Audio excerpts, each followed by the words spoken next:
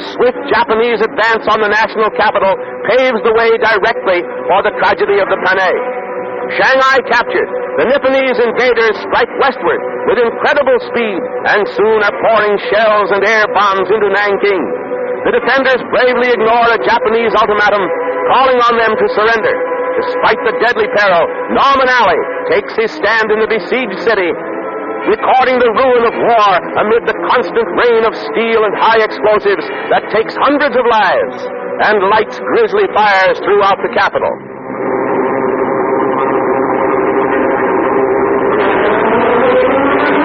The Japanese force the Kunghua Gate, but the bodies of China's soldiers and civilians bear grim testimony to the bitterness of their opposition. The city is ringed by the glow of 100 flames that seem funeral pyres in honor of the heroic or the helpless dead. The invaders scaled the walls at night, planting machine guns and light artillery that raked the town by day. Horror piles upon horror, and one pitiful scene surpasses another.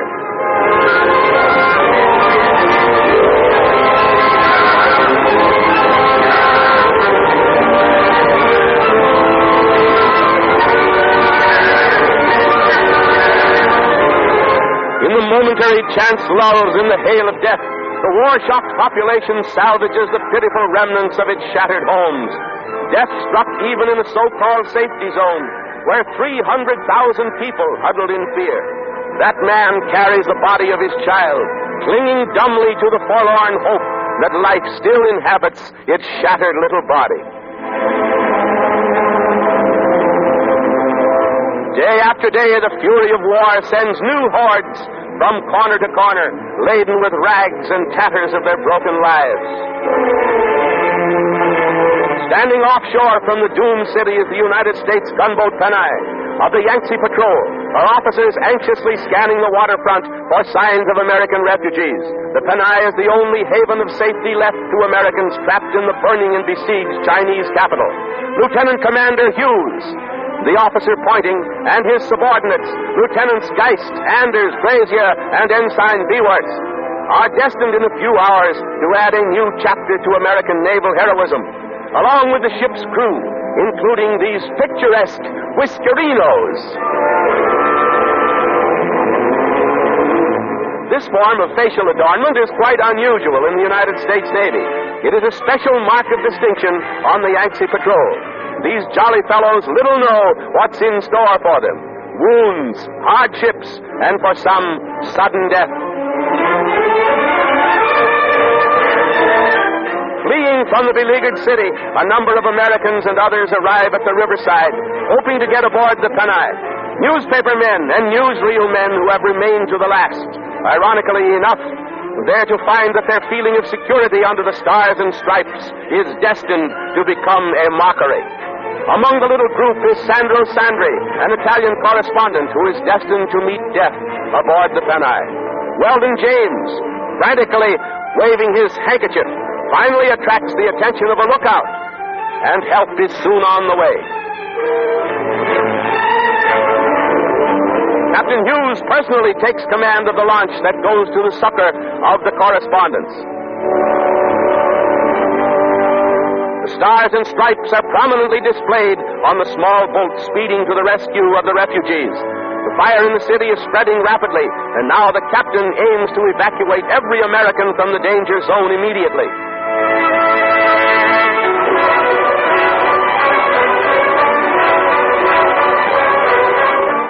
And here you may see even more closely how prominently the American flag was flown, as it was at all times during this international incident. Captain Hughes and his crew are a welcome sight to these newspapermen, journalists who know war in all its modern horror, its brutality, and its relentlessness.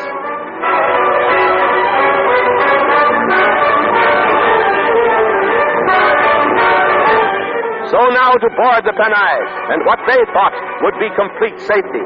But it means a short trip to death for one of these newspapermen and days of horror for the others. A few short hours after they were aboard, the ill-starred Panay is to steam up the river to a fatal rendezvous. Nothing now, however, beclouds their welcome surcease from the Nanking carnage.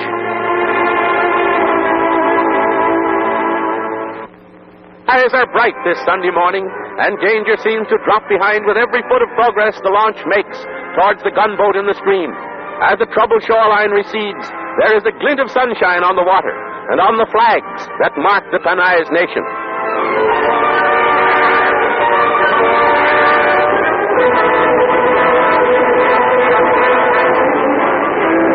The American gunboat is a sort of naturalized citizen, for she was built in China, but constructed expressly for the use of the United States government's Yangtze Patrol, which guards American interests long recognized by treaty.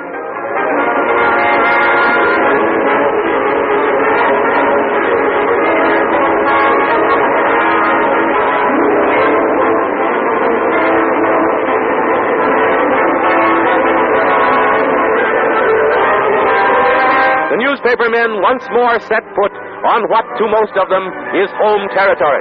Jim Marshall of Collier's Magazine is there, and Weldon James of the United Press. Two Italian newspapermen accompany the Americans. Preparations are rushed to evacuate the American embassy in Nanking.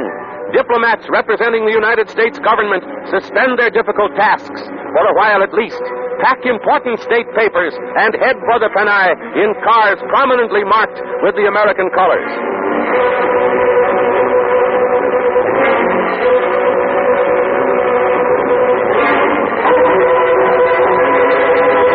Those on board the Panay extend them a helping hand and a genuine welcome as the officials step upon the vessel's deck. A picturesque figure is bearded J. Paxton Hall, second secretary of the deserted embassy. What a precious freight the Yangtze Patrol ship carries now. Besides her normal complement of 55 officers and men are members of the embassy staff and the refugees who seek shelter on her armored decks. They should be safe here, all of them, under the protection of the American flag and the old established treaties that give that flag certain rights in these difficult waters.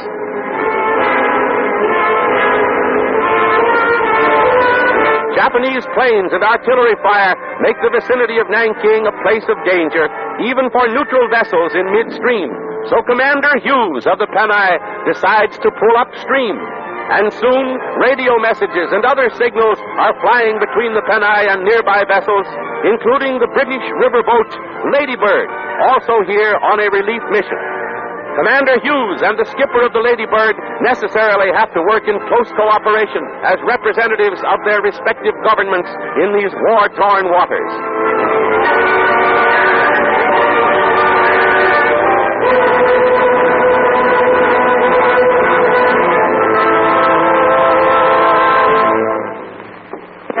Finally, the Panay sends up her flag signals to tell the world she's getting away from the inferno that is Nanking.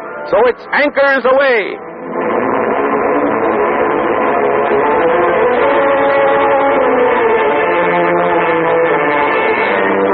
The Panay moves up the river, leading the way as a mothership for various other American craft in the vicinity. She's to act as convoy for several Standard Oil tankers and freighters.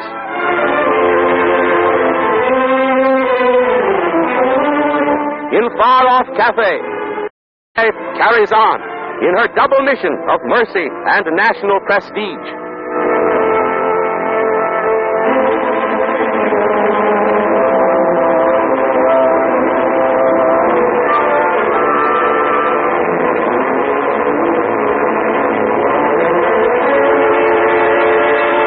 The quaint, shallow-draft gunboat, especially built for service on the Yangtze, picks up its convoy, the Standard Oil tankers, and speeds to safety.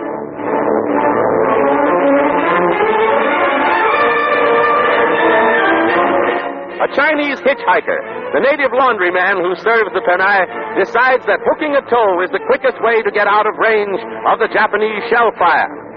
Far from the terror of the Japanese crossfire, the Panay finds what is thought to be a quiet, restful place.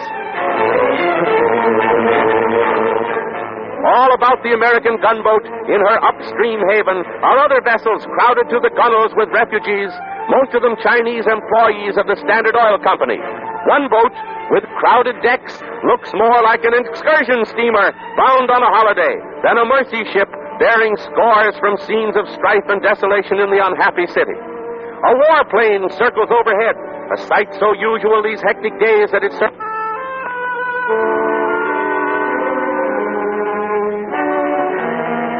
only to awaken the curiosity of Captain Hughes and his companions on the Panay. Many of them join him at the rail, watching the evolutions of the bird of death.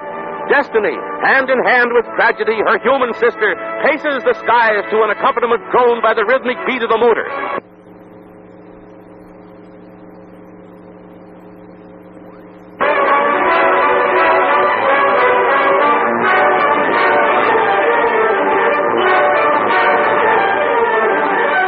A quiet Sunday afternoon, shortly after lunch. Officers of the Panay and several of the refugees are chatting in the wardroom when suddenly planes appear. The ship has been bombed by Japanese Navy planes. The call to battle stations, and the Panay crew rushes to defend their craft against the sudden, unwarranted, unheard-of attack. The ship's machine gunners go into action, some of them half-clad. The captain is wounded, so are others. The ship is a shambles. But whatever the cause of the unmerciful attack, the Panay men will fight to the end.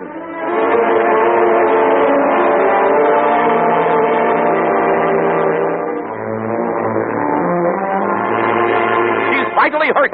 Imperiled by stray shells of wild artillery fire, the Panay steams up the river. The Japanese launch. This is a prelude to the catastrophe. They identify the Panay and note its course. 20 miles up the river from Nanking, suddenly from the sky, without warning, bombs. The gunners fight back at the assailants from the sky. No panic, just Navy discipline. On deck, men fall stricken as the bombing continues.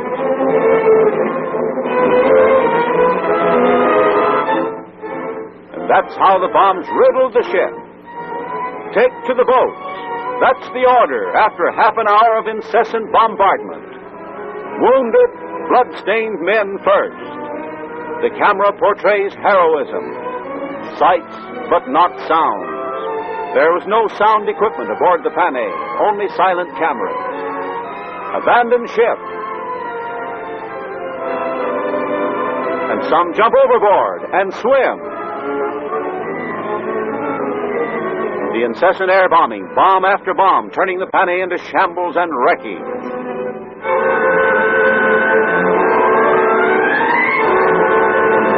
The last lifeboat, a motor sampan steering for the nearest land, and an oil tanker. 3 accompanied the Panay. The Japanese warplanes bombed them too. They take refuge on a small island, and there they can see the tankers burn.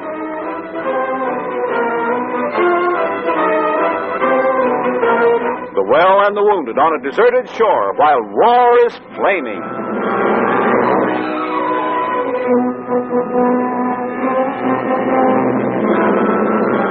So abandon ship is the command.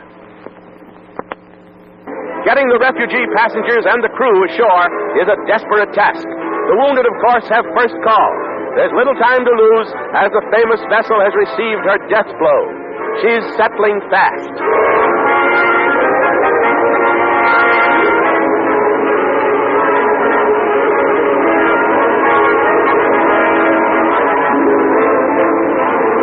Other Japanese planes have joined the fight with bombs and machine guns. Even the loaded lifeboats are targets for the war-mad Japanese machine gunners. The riddled Panay bears her wounds bravely, but she is doomed without question. And now we go ashore with Norman Alley in one of the last boats to leave the ill-fated ship.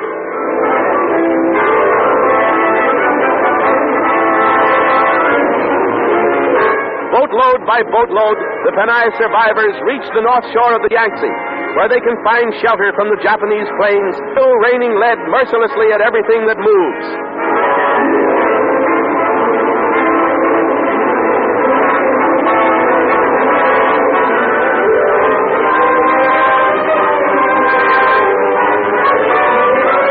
Alley exposes himself to film the final moments of the gallant United States warship.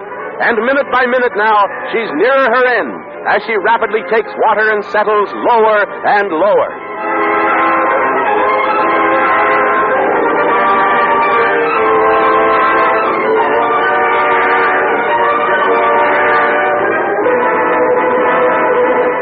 first American naval vessel to be sunk under warlike conditions since the World War. An undeclared war, it's true, but one that has outraged all humanity by its ruthlessness and its horror. An undeclared war that spares neither men, women, nor children, that has little regard for treaties or neutrality.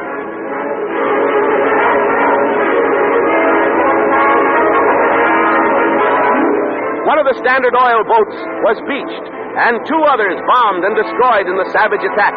And finally the Panay rolls over on her side and goes down in 10 fathoms. Goes down with her colors still flying, hanging in shreds from her gaff.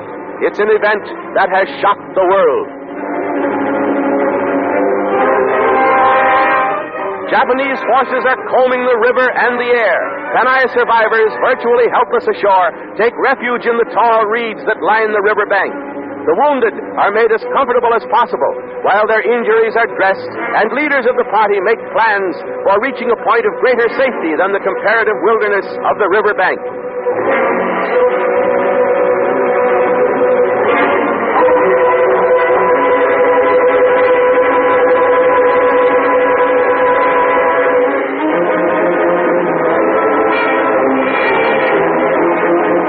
Electrician's mate C.H. Burke of Malacca, Minnesota, plainly shows the buffeting he got in the vicious engagement on the Yangtze. A piece of steel tore the throat of John Henry Lang, chief quartermaster, whose home is in Long Beach, California. Lang is pretty badly hurt, but he's taking it as stoically as his fellows, naval as well as civilian. The conduct of all draws from Captain Hughes the statement, "In my opinion, everyone acted with fine courage and initiative." And the commander's commendation goes out to crew and passengers alike.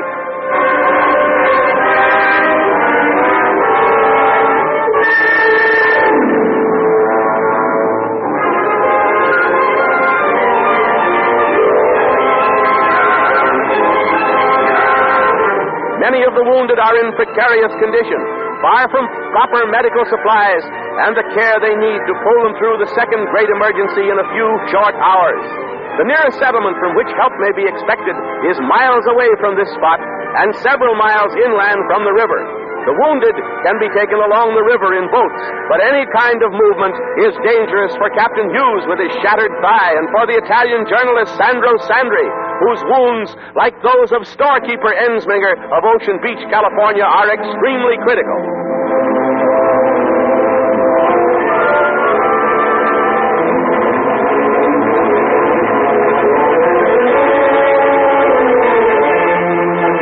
Tramping slowly over rutted paths, with the wounded on crude stretchers, the weary party makes its way over the interminable route to Hosien. Through the assistance of a Chinese-speaking attaché of the embassy staff, Chinese soldiers have been persuaded to aid the group in its painful escape from the wilderness.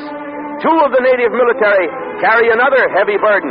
These films taken by Norman Alley of the bombing and sinking of the gunboat Panay.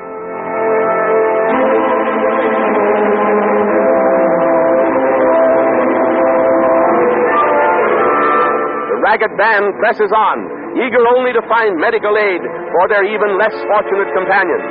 But for two men, Ensminger and Sandre, the effort is useless. In the village of Hosien, their wounds prove fatal. And their amazed survivors learn for the first time that Japan and America are not at war. The next stop is the town of Hanshan, and the weary band of survivors finds the first real rest and security since they were bombed.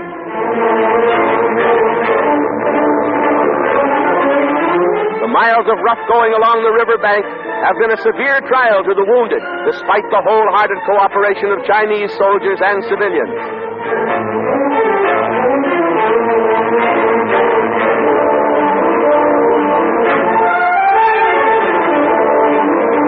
All of the officers of the Panay wounded, Captain F.N. Roberts of the Army, military attaché at Nanking, takes charge of the party.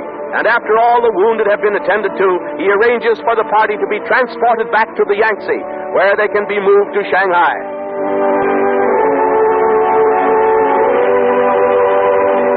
The trip back is by sampan down narrow creeks and canals. Slow and tiresome, but not as slow and tiresome as their long trek inland had been, under fear of bomb and bullets. Allie suffers from wounds, too, but he's still able to do his share. The British ship Lady Bird awaits them. She was considerably damaged by Japanese shell fire at Wuhu, but she's not out of commission, and her mission is an errand of mercy for her American cousins. The United States ship Oahu joins the rescue fleet, and the American victims of the vicious bombing are put aboard to be carried to Shanghai by an impressive funeral flotilla. Osibus and Ensminger of the Panay's crew died from machine gun bullets fired at the lifeboat in which they were on their way to shore. The Panay survivors will never forget those hectic, horrible hours when American blood was shed by war-crazed culprits in an Orient aflame.